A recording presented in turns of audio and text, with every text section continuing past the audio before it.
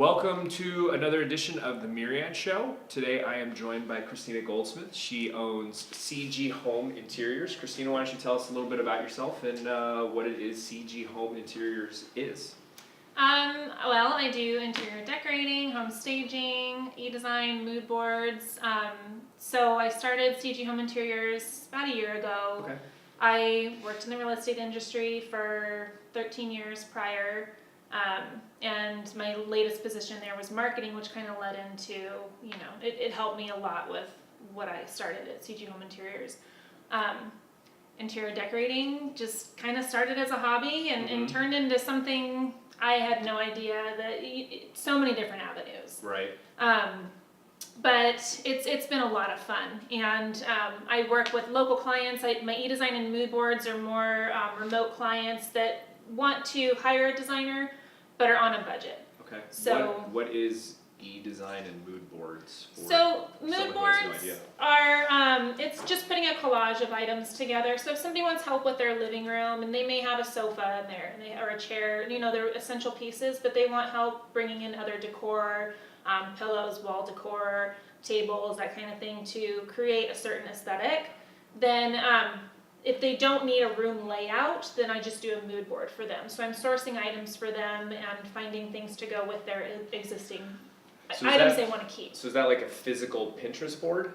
It's kind of? It's a physical, it's a photo. I do it in Photoshop. Okay. So I'll grab items and put it in there in such a way that you can envision everything together. So Gotcha. it's even if I use them for myself. If I have an idea for a room that I want to redo, I have the idea in my head, and so I'll put it down in Photoshop. Just grab the items that I want to get and put them in there.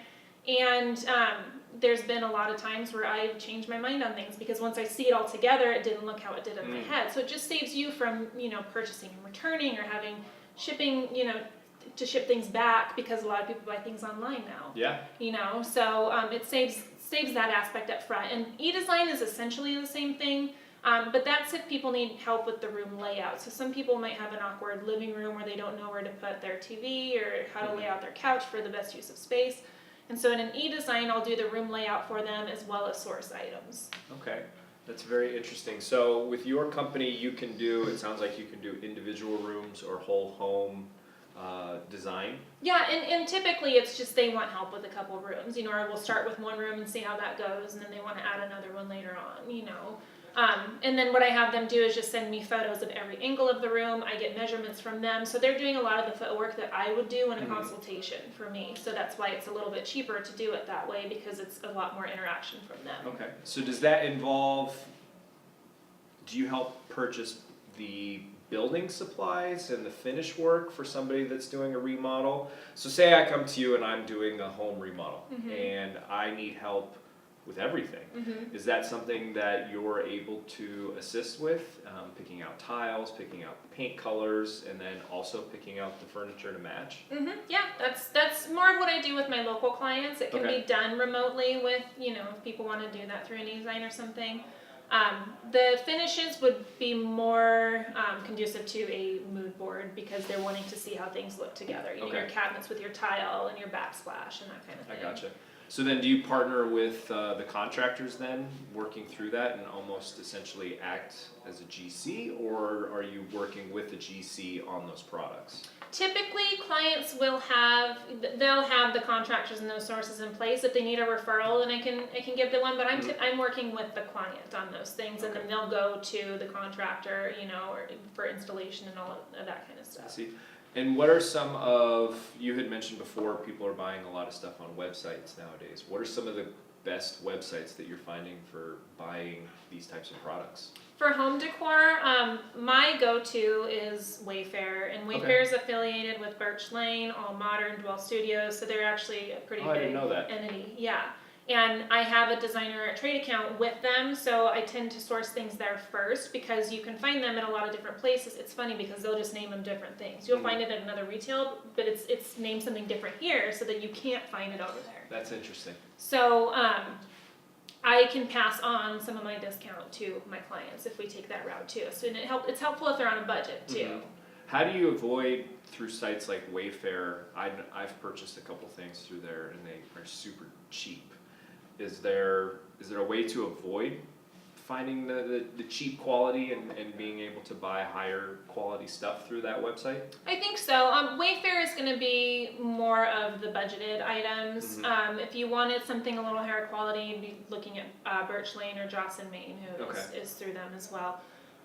But still great prices on those things. But for me, it's just reading reviews on things, you know, because it's hard to just base your decision off of the photograph they put on there, especially when it comes to color of things. And when I'm trying to match a wood tone in one room and I'm piecing things together, it's really hard to do that online, and you just fingers crossed hope it comes out right. So I tend to look at reviews a lot. I rely heavily on those, of just what people are saying about quality and even the assembly of it. You know, if it's tough to assemble or it took 50 people 30 hours to assemble this piece of furniture, then I need to make sure my client knows that and they're willing to go through that to save a few bucks. Sure. Or pay to have somebody assemble it, you know. But so you know, you don't do and photos from people that submit reviews. I rely heavily on those because they're more accurate. It's not, that's coming straight from their phone. Sure. You know, as opposed to something that's been edited on the site for the product. So you don't put the furniture together. So if I needed a bunch of stuff from IKEA, you're not going to be building that stuff for me? I'm going to hire a handyman for you. Okay. I do that at my house enough. And I hate it. Yeah, it's a nightmare to put that stuff together. Yes. Well, very neat. So what, I feel like a lot of people probably feel that hiring an interior designer is a luxury item. What would you say to those types of people that are thinking about, you know, redesigning their home or redesigning a room? Why should they go with an interior designer rather than trying to do it themselves? It's going to save them money in the long run. You are going to spend money to hire a designer, but you're going to get the look that you want to go for. And that's what a lot of people struggle with is, I know what I want, I know what I like, but I don't know how to put it together. And they'll buy what they like, but it doesn't flow, it doesn't go together, it's not cohesive. So you're going to end up, you know, you're going to have a look that's going to last a lot longer than you trying to piece things together and make it right just because you can't. So that's the job of an interior decorator, is to take your style and piece these things together for you so that you have, you know, look on a budget. And a lot of my clients are on a budget. Sure. But that's how I shop, and so I like to be able to, you know, that's what I attract. So, you know, I think, and there's ways to do it on a budget. As I mentioned, the edesign and mood boards. If it's somebody who's handy, you know, and just needs some ideas for things, or maybe just needs to be pointed in the right direction. You know, most people are better at decorating than they think. And so sometimes it's just having that validation. So, you know, a lot of my clients hire me for a few hours, or we'll even do a consultation and we'll put a plan in place, and then they execute it, you know, and they can come back to me. So I'll do custom packages based on what people want and what their skill set is, and just kind of going into their house and seeing how things are pulled together or not, and how much help they really do need. So it kind of sounds like your services are somewhat a la carte? Okay. And how do you set up, so if somebody does want to go with you, what does that fee structure look like?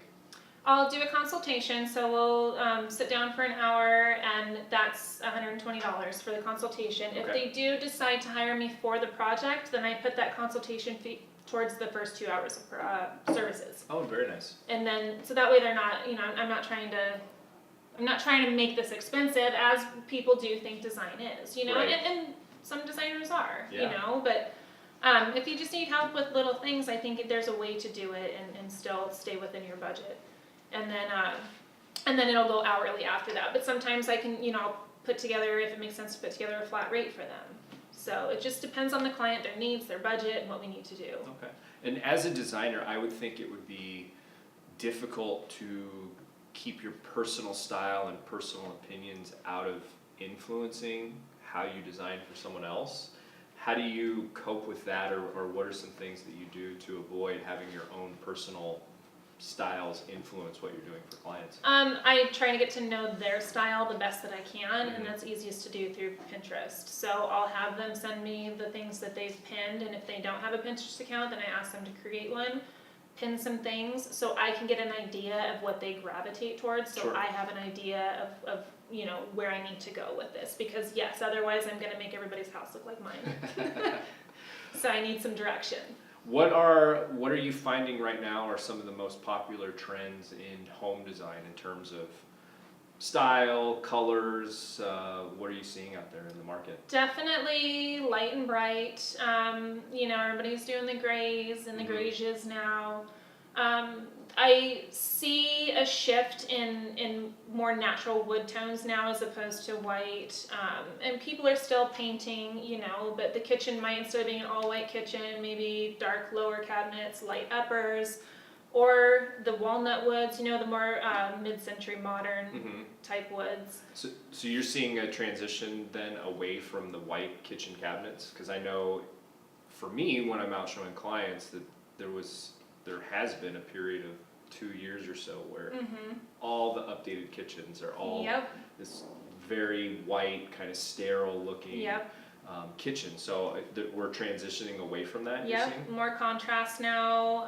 People are doing a lot of accent walls again, but it's not like your crazy 90s accent walls. It's beautiful navy blues, blacks, that kind of a thing. It's more, the boho trend is huge right now. What is boho? It's kind of a mix of natural, natural elements. So a lot of plants, a lot of contrast, a lot of patterns, and just kind of bringing a lot of more ethnic pieces in. A lot of the wood tones, again, not so much black and white. Mud cloth pillows are huge right now. So I would say the boho trend and then transitional decor is more of what's hot right now. Very interesting. When someone's doing a remodel, how do you avoid falling into what's super trendy to where, if you eventually you're probably going to sell your home, Right. keeping it from looking absurd? Right. I know in the 90s here in Arizona, there was that Southwest trend where you had whitewashed cabinets and pastel colors and everything. And today we look at that and think it's horrid. So what can people do when they're setting up and designing their home to avoid those pitfalls of kind of looking absurd and having to redo all of it just to sell? Right. I think it is not falling too deep into trends, but still, finding your style and sticking to that. But what I recommend to my clients is keeping the walls, the flooring, your cabinets, the things that aren't easy to change out, very neutral and timeless. And then you can bring all the crazy stuff in with your decor. You can change out your pillows. You can change out, wall decor. And I mean, even painting walls is easy to do. And I think that would be a huge saving right there. Just you can paint anything now too. So it makes it a lot easier to change things up quick, and that's probably what I recommend most, or what I have to tell people to change most when I go into staging clients too, is to change wall colors that are crazy and just brighten things up too. So another avenue of your business and something that we've worked on together somewhat is helping people stage their homes properly in order to sell. So what is some advice that you have for people who are thinking about selling and how they can properly stage their property to show it in the best light? Brighten things up as much as possible, declutter, and the way I explain that to my clients is it's just helping you get a head start unpacking. Depersonalize any family photos, any sentimental pieces, heirlooms, that kind of thing, needs to be put away, tucked away. If you need to get a storage unit until you move, then you can. If you have space in your garage, then you can. But that's the base thing, is declutter and depersonalize, and then making your walls a more neutral color, because you want to appeal to the masses. Staging a home to sell is very different than creating your home to be a home you live in, So, and it's a fine line not to offend people too, because you can walk into a beautiful home that's full of family photos and there's nothing wrong with that. But when you're selling, you want your buyer to come in and start imagining their stuff in there, and it's hard for them to do that when there's family photos all over the wall, or there's a lime green wall over here. Right. They're just thinking about things they have to change, or, it gets uncomfortable for them too. It's a total distraction. I know when I'm showing clients and there's family photos on all the walls, the client has stopped looking at the home and has started looking at the family photos, curious if they know the people who are selling, or just spying, I guess. That too, yeah. or you know, or to the other extreme too is it makes some people feel uncomfortable, and you want them to go through the home and actually look at everything. But when you feel like you're invading somebody's space and you just need to get in and get out, then you're not truly looking at the property. It makes things a little awkward. Yeah. Yeah. Yeah. So, when you say painting walls more of a neutral color, what are some of those colors that are more neutral? Right now, the light grays, the grays, and definitely on the lighter side. That's where the trends are now, but it's not so trendy that it's going to be gone in a year or two. It's like through the 90s when we all painted our house beige. You know, that's the color now is the grays. It's the beige undertones, but it's more of a gray. And I don't think that's going to go anywhere for a while. But people are definitely going a lot lighter, almost even white again. Wow. You know. Easier to clean, easier to paint over with different colors. Yeah, and just to decorate, you know, and that's the thing too. If you're trying to sell your house, you know, people think of things in thousands. So I've got to, you know, or coming down in the offer in thousands. So I've got to paint, I've got to repair this, I've got to, you know, I've got to change out, or I've got to paint all the baseboards, I've got to hire a painter to do this because I don't want to do it. So then they're coming down on thousands on their offer when it may only cost the seller $100 to do it themselves. You know, so most people tend to overestimate what it's going to cost to do those things. Yeah, exactly. So kind of best to get out in front of it and do it ahead of time. Yeah, and the more, I mean, the cleaner it looks when people go through, the less they're going to be docking things down in their head that they have to do, or they'll overlook those smaller things if they need to paint one wall or something as opposed to an entire room that's pink. You know, and those are the things that people want changed right away. Right. So that's in their budget right away. So then they're going to offer you this much less. You know. Very interesting. So in your business, when you're working with clients, and what happens if you're totally off the mark? Like, so you've set this up and you brought these pieces in, and the person comes in, and what happens if they end up not liking it? Well, that's a conversation I have up front too, to kind of, you know, let them know, like, don't be afraid to tell me if what I'm presenting to you is not what you like. We'll find different options. It hasn't happened yet where somebody, I've sent options and people are like, oh, I don't like anything, you know. I send enough options, not to overwhelm them, but to give them like a little bit of difference in each piece, that maybe this one's really weird. And then there's some times where it's not really what they've pinned or what they've said is their style, and I'll just kind of throw it in there because I think it looks good, and they end up loving it, you know. Where you kind of take some creative licensing? Yes. Yeah. Yeah. So, yeah, but I mean, I want them to feel comfortable and open, that if they don't have to buy these products just because I'm sending them there, or they feel like they're going to, you know, it's more money. You know, that's one thing I'm very open with my clients about as well, is being, you know, mindful of their budget. And if it's not jiving, then there's a point, you know, I haven't had to do this, but if it happened that maybe like it's not a good fit, you know, I'm not afraid to say that to somebody. I think that, you know, they need to spend their money wisely if they're going to hire somebody to do that. And so if it's not a fit, then I'm not going to spin my wheels and make them frustrated either. Yeah. You know? Have you ever had any clients where they just have these outlandish and crazy ideas of what they want? No, but I've had clients that love a whole lot of different things, and they want everything in one space, and it's just not going to work. And so it's trying to educate them, you know, why you can't have this light fixture with this tone of wood, why things aren't going to work. And yeah, I've worked with those clients. It can get frustrating because some people are pretty, you know, set in their ways on what they want, and that's usually when I'll revert to a mood board and send that to them, and then they can see, you know, I've done that where I'm fine, I'll give in, I'll show you what it looks like, and then they're like, okay, you're right. I found it's really hard for people to visualize. I find that with like new builds, for example, when you walk into these model homes and they've definitely overdone it and over improved them to where they show off what they can do, and it's hard for the buyers to see kind of past those outlandish upgrades. So doing those mood boards sounds like that definitely probably saves you a lot time Yeah, advance. it's helpful for sure. So, other than Wayfair, what are some local stores where people can kind of go and get high quality furniture at affordable prices that aren't your, more furniture for less, or the room store, which Yeah.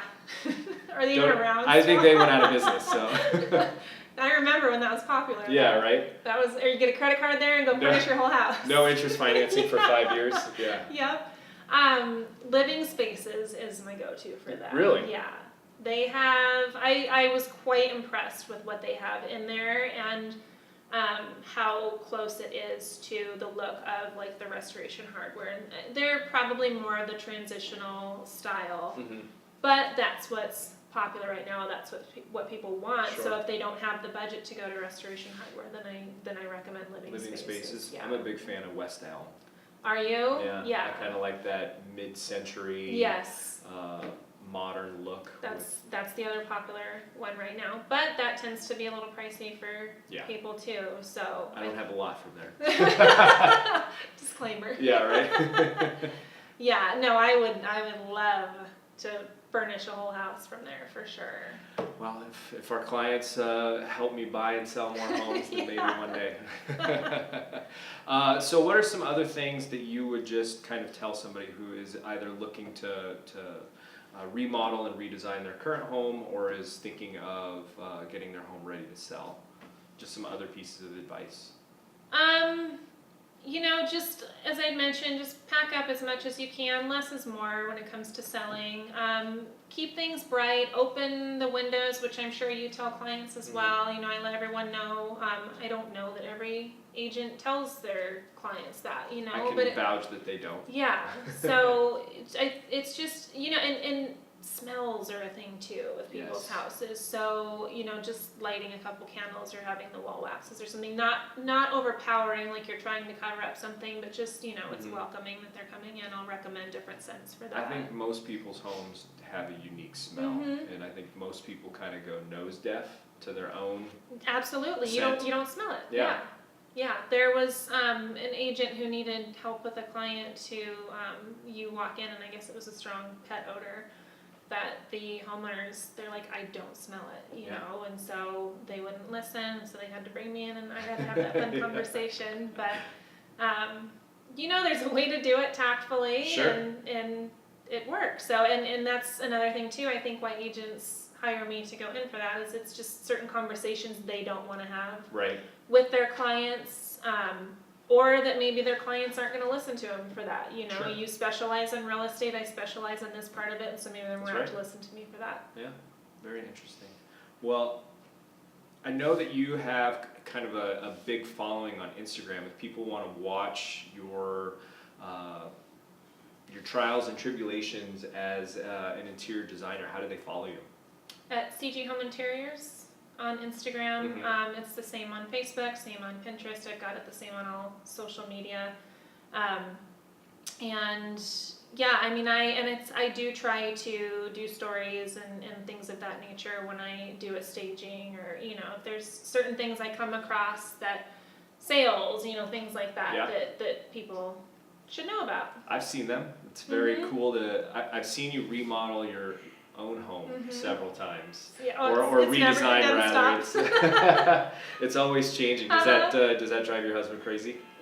It probably would if I recruited him to do more stuff, Yeah. but I pretty much do it all on my own, so there's very few things. I've had him teach me how to do electrical. And, Wow, yeah, so I do most of it. There's very few things I have to call on him for. that's too funny. Well, very cool. Well, I really appreciate you coming in today Yeah, and thanks for having sharing me. some insight with our clients. And hopefully you guys will follow her on Instagram and Facebook. This stuff's really entertaining. Thanks a lot. Okay, thank you. Yeah.